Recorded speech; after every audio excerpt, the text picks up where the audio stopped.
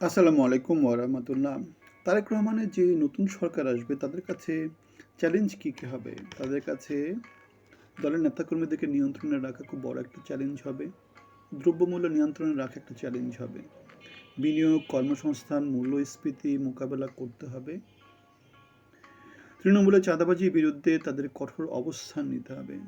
বিদেশিদের আস্থা অর্জন করা এবং বিদেশি বিনিয়োগে দেশে নিয়ে আসাটা কঠিন হয়ে যাবে যদি আইনশৃঙ্খলা পরিস্থিতি উন্নত করতে না পারে, দেশের আর্থসামাজিক পরিস্থিতির উন্নতি করতে না পারে, চাঁদাবাজি, টেম্পো স্ট্যান্ড দখলদারি বন্ধ করতে না পারে।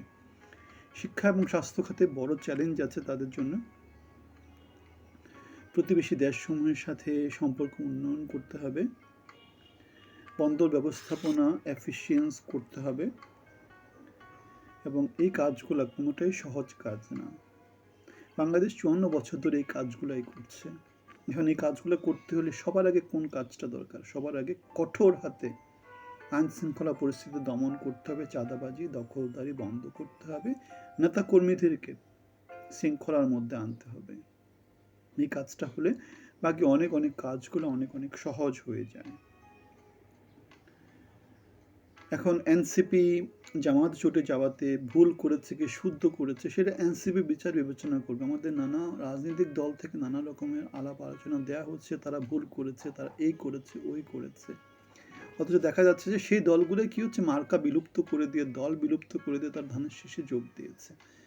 তাদের রাজনীতি কি? তারা এতদিন যে রাজনীতি করেছে সে রাজনীতি থেকে বের হয়ে এসে তারা ধানের শীষের রাজনীতিতে যোগ দিয়েছে।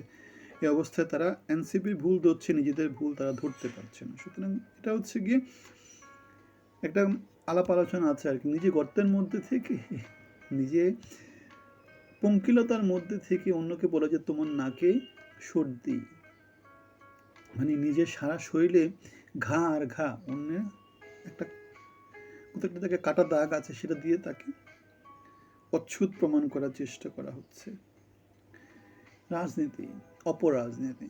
মামুনুল হক একটা কথা বলেছে, ফ্যাসিবাদের পথ বানালে সেই পথে আপনাদের দিল্লি পাঠানো হবে। ফ্যাসিবাদী এখন বাংলাদেশের রাজাকার, আল বদর, এই গালিগুলো থেকেও এখন বেশি ভয়ঙ্কর গালি হচ্ছে কোনটা? ফ্যাসিবাদ। আমরা ২৪ শুনেছিলাম, তুমি কে আমি কে, রাজাকার রাজাকার, কে বলেছে স্বৈরাচার স্বৈরাচার। সুতরাং স্বৈরাচার বাংলাদেশে এখন প্রচণ্ড খারাপ একটা গালি। ২৪ পরবর্তী সময়ে হাজার ছেলেপেলে মারা যাওয়ার পরে সেটা তো এখন ভয়ঙ্কর একটা গালি হয়ে গেছে।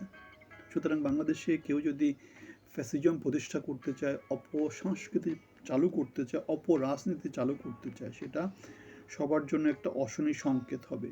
সংস্কারের পুরোটাই গণভোটে যেটা পাস হয়েছে সেটা পুরোটাই মানতে হবে, কোথাও কোনো রকমের চ্যাত পড়া যাবে না, সেটা আমাদের পক্ষ থেকে আমরা বলে রাখলাম। এখন কে কি করলো না করলো সেটা রাজপথে দেখা হবে, রাজপথে সেটার ফয়সালা হবে। আপনাদের সবার জন্য শুভকামনা, ভালো থাকবেন।